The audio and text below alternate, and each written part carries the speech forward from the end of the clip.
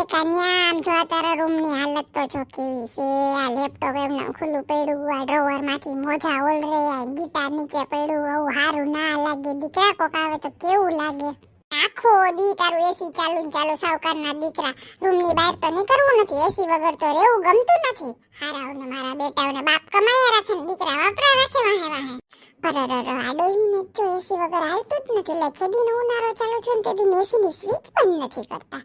તઈ હું ને પછી યાદ થાય ને એટલે કે મારા પગ દુખે, મારા પગ જકડાઈ ગયા. તે ડોહો આખો દિવસમાં પડ્યા રહ્યો, પગ જ જકડાઈ જાય ને તમારા.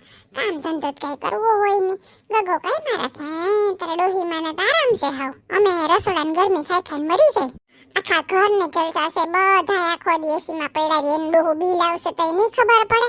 માનણદ આખો દી રૂમમાં એસી ચાલુ કરીને પડી રહીએ, કાન્યો એની એસીમાં, ડોહીમાં હોલમાં, અને હું એકલી આખા ગામની ગરમી ખાવાય રહોડામાં બેઠી બેઠી. આવતા વખત મારે કેવું છે, નાખી દો મને રહોડામાં એસી, હું કાંઈ એકલી નવરી નથી ગરમી ખાવા. તઈ હું ને અરે 7,000 રૂપિયા બિલ આવ્યું.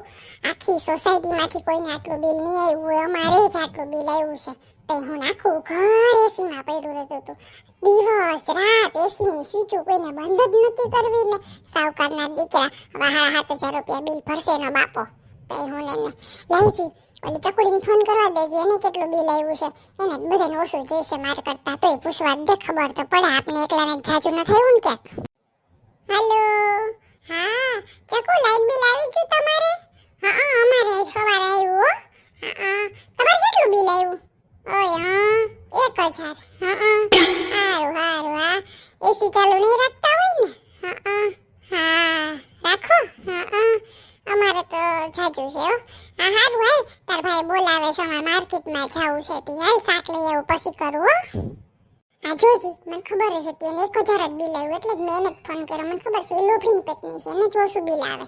તઈ હું કહેતી હતી ખબર મને ફોનમાં, એ કે અમે તો એસી ચાલુ રાખીએ પણ એવું કરીએ બધા આખા ઘરના બધા એક રૂમમાં હોઈ જઈએ, પછી રૂમ ટાઢો કરી લઈએ ને પછી એસી બંધ કરી દઈએ, પછી છે ને બારી બારણા ખોલી નાખી. તો કે બારણે ટાઢું થઈ ગયું હોય ને, વાતે એની સાચી છે. તઈ હું આ તમારા ભાઈમાં બુદ્ધિ નથી, હાવ ભોરી પાડીના પેટના છે. તઈ હું એને નવું મકાન કર્યું તેવા હરખાઈ ગયા ને તે આખા ઘરમાં રૂમે રૂમે એસી છીકી દીધા. તે બધા હોહો એસી ચાલુ કરીને મન થાય ત્યાં લગી પડાવીએ, મન થાય ત્યાં લગી ઉતારીએ. તઈ હું એને બુદ્ધિ જ નથી. હવે શું કરવું મારે? એનું માંગ્યું મારે હું તો આ માર્કેટમાં ફેરીના બિલ ભરશે.